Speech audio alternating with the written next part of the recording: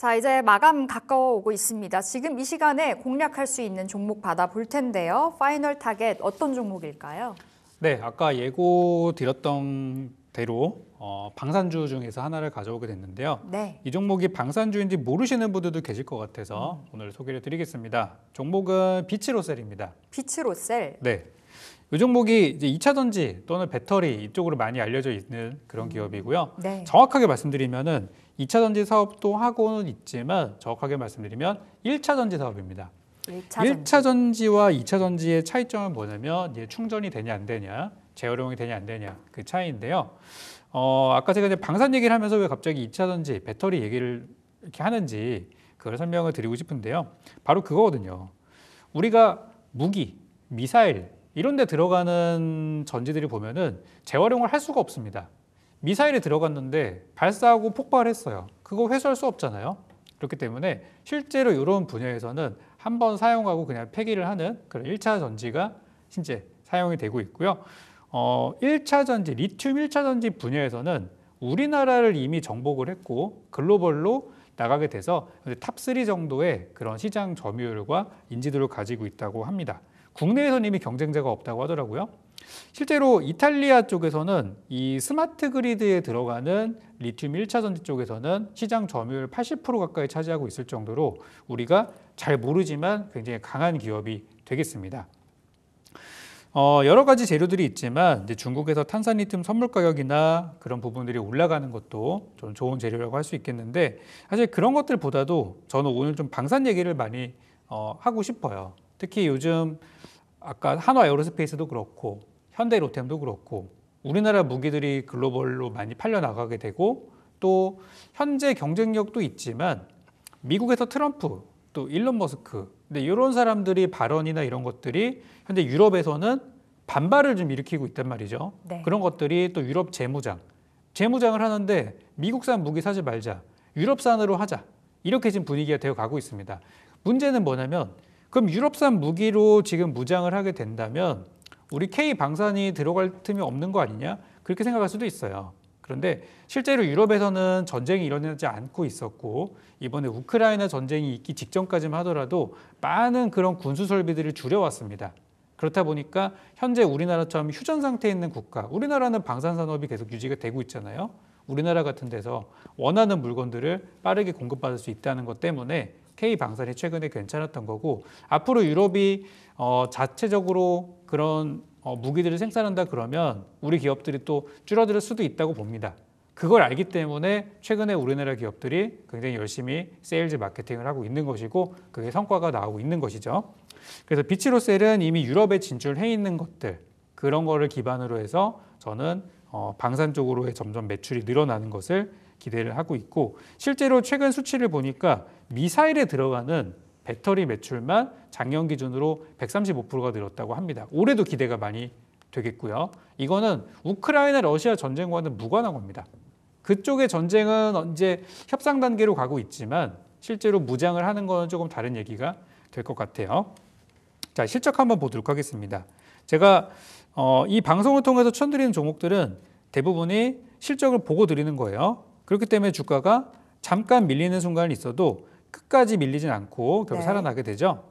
자, 비츠로셀 실적 한번 보겠습니다. 지금 2021년도부터 보시면은 영업이익 170억부터 시작해서 2022년도에 280억, 2023년도에 370억, 그리고 2024년도에는 500억대 진입을 했습니다. 올해는 어떨까요? 올해는 600억대 진입이 예상이 되는 것으로 이미 2021년도에 비하면 실적이 벌써 3배 이상 증가하고 있는 그런 상황이 되겠습니다. 실적이 꾸준하게 늘어나고 있는 것은 기복이 없다는 거잖아요. 경기를 크게 타지 않고 받아놓은 누적 수주량이 많기 때문에 이렇게 차곡차곡 올라갈 수가 있는 겁니다. 다만 실적이 좋아지는 거에 비해 주가는 그렇게 깔끔하게 올라가지는 않고 막 휘청휘청 하면서 위아래 움직이면서 올라가고 있는 것이 이제 주식이라는 게 원래 그렇습니다. 그래서 지금 이제 분위기는 22년도부터 해서 꾸준히 우상향을 하고 있는 중이고요. 현재는 이 고점인 3만 원대, 여기가 3만 원대 매물이 좀 있어요. 3만 원을 지금 돌파하기 위해서 주가가 열심히 올라가고 있는데 제가 3만 원 매물이라고 하는 것이 물린 사람이 있어서 매물이 아닙니다. 팔고 싶은 사람이 있어서 혹은 있을까 봐 우려하는 어떤 심리적인 저항대지 실제 이 종목은 3만 원을 간 적이 한 번도 없어요.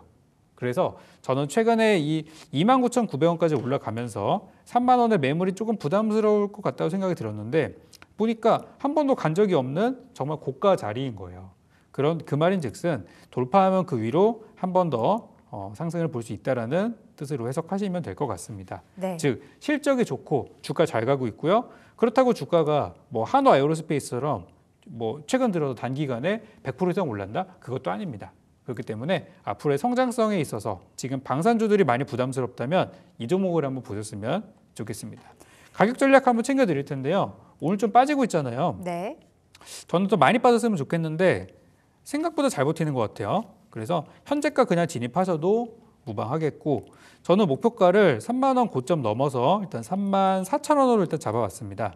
3만 4천 원 제시드릴 거고요. 최근에 보니까 리포트에서도 실적에 대한 얘기들 많이 나오고 있고 또 캐즘 걱정이 없는 유일한 배터리 기업이다. 이런 또 긍정적인 리포트도 많이 나오고 있으니까 목표가 3만 4천 원 제시해드리겠고요. 손절가의 경우는 2만 5천 원 제시를 드릴 테니까 현재가 밑으로 천천히 잡아 들어가시면 좋겠고 현재가 그냥 종가 기준으로 들어가도 저는 단기 한 3만 원까지는 또 단타로도 볼 수 있는 종목이라고 보고 있습니다. 그래서 가격 전략만 잘 챙겨주시면은 또 큰 수익 가능하니까 잘 공략해 보셨으면 좋겠습니다. 직전 고점이 29,900원이고 네. 34,000원까지 목표가가 나왔는데 가보지 않은 가격인 거잖아요. 네, 맞습니다. 그럼 지금 자리 진입해서 끌고 가보도록 하겠습니다. 34,000원 손절가, 25,000원 방산주 비츠로셀 살펴보시면 되겠습니다. 자, 이제 특징 섹터, 포착 섹터를 이야기해 볼 텐데요. 오늘은 어떤 섹터일까요? 일단 요즘에 그 알래스카 LNG 프로젝트 트럼프 대통령이 이야기했던 걸로 올라갔던 철강주 한번 보도록 하겠습니다. 네, 오늘 일부 종목들은 빠지고 일부 종목들은 강해요. 네, 이게 이 철강이라는 테마가 네. 사실 실체가 없잖아요. 과거에 뭐 가스관 테마도 그렇지만 결국에는 이게 프로젝트가 시행이 되지도 않았는데 예. 기대감으로 먼저 올라가고 막상 시작하게 된다고 하더라도 추가 상승을 이렇게 보장할 수 없는 말 그대로 이제 테마거든요. 그래서 철강 테마가 오늘도 좀 강한 흐름들을 보였어요. 특히 이제 어제 우리 코스피가 잠깐 거래가 멈추는 장중에 또 해프닝이 있었어요. 그러면서 상한가 근처에 있었던 동양철관이 상한가에 들어가게 되고 오늘까지 추가 상승이 좀 나왔습니다. 그래서 철강이라는 이 업종이 우리나라 쪽으로 최근에 경기 회복 또는 해외 수주 뭐 이런 것들 때문에 주가가 이제 올라가고 있는 부분이고 또 알래스카 프로젝트 때문에 기대감으로 올라오고 있지만 저는 아직까지는 그냥 테마주로 보셨으면 좋겠어요.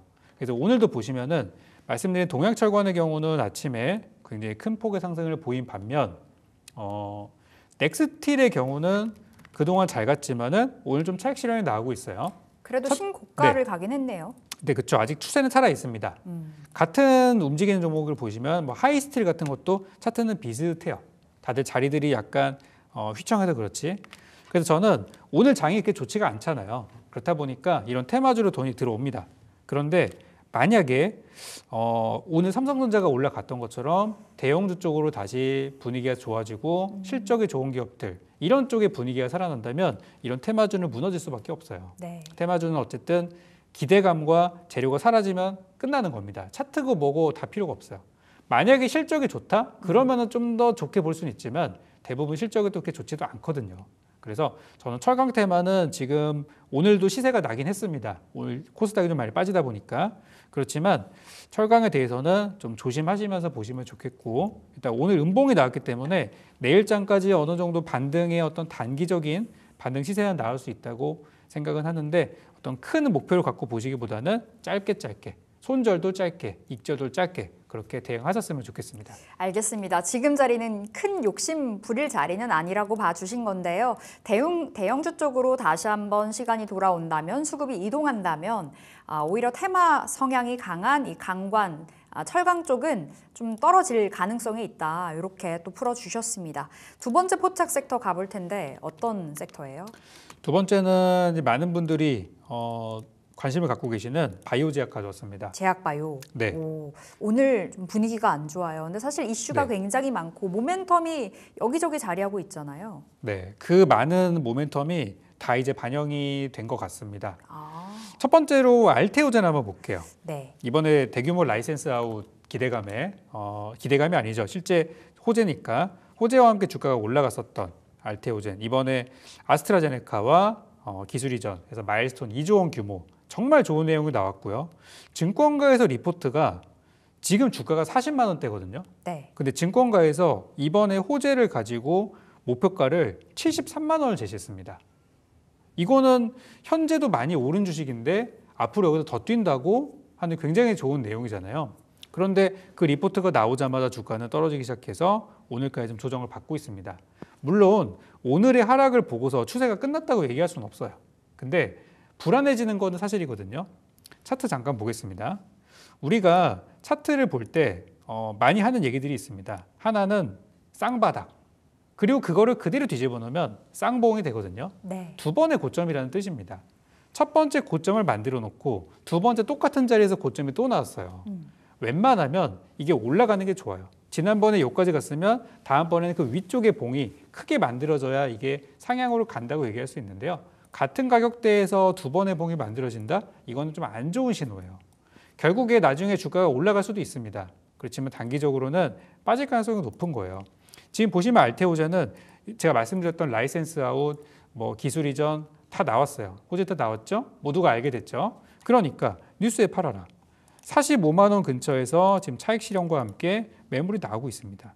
물론 오늘만 보고 판단하는 것은 아니에요. 아직 끝났다고 말씀드리는 건 아닙니다. 그렇지만 단기 투자자들은 지금 팔고 있다는 겁니다. 단기 투자자들. 그리고 장기간 끌고 오셨던 분들 중에서도 작년 11월 달에 45만 원 넘었을 때 팔까 고민했다가 안 팔고서 30만 원 밑을 빠졌을 때 얼마나 또 기분이 안 좋았겠어요. 그분들은 오늘 같은 어제 같은 날에 다 던진단 말입니다. 그렇죠? 그래서 수익 실현 물량들이 나올 것이고 현재 지금 분위기로 봤을 때 40만 원을 이탈하게 된다면 진짜 추세 이탈로 단기 추세 이탈로 봐도 될 정도로 무너질 가능성도 저는 있다라고 보여져요. 그래서 알테오젠이 앞으로 들어올 수익이나 매출 이런 거 생각하면 기대가 상당히 많이 됩니다. 근데 주가라는 것은요, 좋은 얘기가 나왔다고 매일같이 오르지 않아요. 충분히 빠졌다 다시 올라가서 아까 증권가 리포트대로 70만 원 갈 수 있습니다. 그런데 여기서 바로 가는 게 아니라 한 30만 원, 20만 원 갔다 갈 수도 있다는 거예요. 그래서 저는 알테오젠에 대해서 굉장히 좋은 전망을 가지고 있지만 지금은 빠질 가능성도 생각해 봐야 되기 때문에 보유하신 분들이 수익이 많이 갖고 계신다면 어느 정도 입절을 하시는 것도 한번 권해드리도록 하겠고, 신규 진입을 하고 싶다. 네. 이번에 알테오젠 공부해 보니까 너무 좋아요 하시는 분들은 더 빠지는 걸 기다려봤으면 좋겠습니다. 저는 최소한 30만 원 이하를 기다리고 있는데 올지 안 올지는 모르겠네요. 그렇지만 어쨌든 그 근처까지 온다면은 다시 한번 잡아봐도 되는 자리라고 저는 분명히 말씀을 드리겠습니다. 자, 30만 원 부근에서는 재진입 가능하나 지금은 어느 정도 수익 실현을 하면서 보유자들은 대응을 해보자 라는 관점으로 말씀 주셨습니다. 뉴스에 팔아라. 어느 정도 기대감은 선반영이 되었기 때문에 지금 자리는 좀 조심스럽게 보실 필요가 있겠습니다. 자, 두 번째 제약바이오 종목 있을까요? 네, 이게 좀 많이 올랐기 때문에 네. 요거는 제가 좀 관심 측면에서 보고 있는 종목입니다. 하나는 안트로젠입니다. 안트로젠. 네, 안트로젠에 최근에 재료가 두 가지가 있었습니다. 하나는요, 조금 안 좋은 내용이었어요. 뭐냐면 미국에서 진행하고 있었던 당뇨병 치료제에 대한 임상 이상이 실패했다는 소식이 나왔습니다. 그것 때문에 주가가 크게 급락을 했던 적이 있었어요. 그게 2월 초에 있었고요. 최근에 나왔던 호재는 바로 이겁니다. 안트로젠이 일본에서 품목 허가를 임박하고 있다는 얘기입니다. 품목 허가라는 건 이제 등록을 해서 판매할 수 있다는 거거든요. 결국 돈이 들어온다는 얘기인데 미국에서 임상 실패는 아쉬운 부분이지만 일본에서 기술 수출, 일본에서의 세포 치료제, 해외 제조업체로 최근에 인정을 받게 되면서 이제 품목 허가를 임박하고 있다는 얘기는 당연히 좋은 얘기가 되겠죠. 그래서 저는 좋은 것과 나쁜 것들이 하나씩 나온 그런 상태라서 안트로젠의 세포 치료제에 대해서도 좀 기대를 갖고 있고, 바이오제약 분위기가 요즘 괜찮아요. 최근에 삼천당제약도 많이 올랐었고, 또 코오롱 티슈진 같은 경우도 얼마 전까지 신고가를 기록을 했던 것처럼 바이오제약에 대해서 또 라이센스 기술 이전에 대한 기대감들이 상당히 큽니다. 그래서 앞으로 다가올 재료가 있는 안트로젠, 최근에 악재 때문에 좀 빠졌지만 호재 때문에 올라갈 수 있는 이 종목은 한번 저는 관심을 가져봤으면 좋겠고요. 오늘은 제가 관심이라는 측면으로만 말씀을 드리지만 조만간 제가 이 종목에 대해서 조금 더 분석을 해서 여러분께 가격 전략과 함께 네. 잠시 한번 추천을 드리도록 하겠습니다. 안트로젠 지금 자리에서 관심 종목에 넣어 보셔도 되겠습니다. 알테오젠과는 다른 시각으로 풀어주셨네요. 자, 세 번째 포착 섹터 가볼 텐데 세 번째는 어디가 될까요? 요것도 오늘 좀 애매한데 유리기판 한번 보겠습니다. 유리기판 오늘 네. GTC 2025 열리고 나서 다 밀리더라고요. 뭐 피롭틱스, 네. SKC, 캠트로닉스 같은 종목들. 그럼 오히려 매수 관점이라고 보시는지? 그건 아니고요. 좀 종목에 따라서 전략이 다를 것 같은데 일단 피롭틱스 네. 보면서 전략을 한번 드려볼게요. 어제 제가 엔비디아 GTC를 보면서 제가 잘못 들었을 수도 있는데 유리기판에 대한 얘기가 하나도 없었습니다. 그렇지만 유리기판 아까 제가 뭐라고 그랬죠? 앞으로 유리기판이라는 것이 도입될 가능성이 굉장히 높고 유리기판이라는 거에 대한 어떤 기술에 대한 장벽에 대해서 저는 그렇게 높지 않다고 생각을 해요. 왜냐하면 독점 기술을 갖고 있는 하나의 기업이 이 판을 만드는 게 아니라 이거 비슷한 거 만드는 회사들이 진짜 많아요. 삼성도 뛰어들었죠. 우리나라 뛰어드는 기업 벌써 얼마나 많습니까? 유리기판 테마주가 하나인가요? 엄청 많아요. 10개가 넘습니다. 그만큼 그 기업들이 유리기판을 만들 수 있는 능력이 된다는 거예요. 그리고 저는 시간이 지나면 중국도 올 수 있다고 봅니다. 네. 그 말인즉슨 유리기판이라는 거는 처음에 나오는 물량의 단가는 비쌀 수 있지만 가격이 떨어질 가능성이 되게 높은 산업이에요. 그러면 유리기판이 도입될 가능성이 높다는 거거든요. 지금 엔비디아의 그래픽카드 같은 경우는 성능이 매우 좋고 그렇지만 가격이 굉장히 비쌉니다. 출시가가 이만큼인데 우리가 구매하려면 2배 주고 사야 되는 그런 상황이에요. 그렇지만 유리기판은 초반에 그럴 수 있지만 시간이 지나면 가격이 안정화될 수 있어요. 도입돼 많이 될 수 있고요. 그럴 경우 이제 그 가운데서도 진짜 기술력을 갖고 있는 대장주가 결국에는 살아남을 수 있겠죠. 그게 어떤 기업이 될지를 저는 지금부터 살펴봐야 된다고 생각합니다. 그래서 대표주 중에서 이제 피롭틱스가 있고 오늘 주가는 엔비디아 쪽의 실망감 때문에 주가가 다소 좀 빠지고 있는데요. 이 피롭틱스에 대해서 저는 장기적인 전망은 좋게 보고 있어요. 그런데 작년 12월 달에 13,000원에 있던 주가가 올해 53,000원까지 올라가는 과정을 통해서 예. 얼마나 올랐습니까? 올라가는 과정을 통해서 유리기판을 채택한 기업이 단 한 곳도 없습니다. 그 말은 지금 차익 실현과 어떤 실망감이 나와도 이상하지 않다는 거예요. 그래서 저는 이런 종목들은 분명히 작년처럼 한번 크게 밀려서 조정받는 구간이 나올 수 있다고 보는데요. 그럴 때 다시 한번 재진입을 해보는 걸로 말씀드리고 싶고요. 피롭틱스가 실적이 또 나쁜 기업은 아닙니다. 작년 2024년도 기준으로 실적이 나름 잘 나왔고 물론 전성기 실적은 아니지만 매출이 꾸준히 나오고 있는 기업이다. 그리고 실적은 약간 좀 적자 흑자를 반복하면서 아직은 안정권에 들어간 것은 아니라고 보지만 유리기판이 채택이 돼서 실적 안정권으로 들어간다면 저는 주가는 다시 한번 5만 원, 6만 원 갈 수 있다고 생각해요. 그렇지만 지금은 빠질 가능성이 높고 약간 과열돼 있다는 판단이 들다 보니까 유리기판 공략하실 분들은 지금보다는 조금 열기가 식었을 때 들어가시는 거를 저는 추천드리도록 하겠습니다. 알겠습니다. 이렇게 피롭틱스까지 유리기판까지 이야기 들어봤는데요. 현재는 조심스러운 그 시각으로 좀 바라볼 필요가 있겠습니다. 자, 우리 유경욱 마스터 3시 40분부터 무료 공개 방송하십니다. 다 들어오셔서 이야기 많이 듣고 가시면 될 것 같네요. 여기서 인사드릴게요. 말씀 고맙습니다. 수고하셨습니다.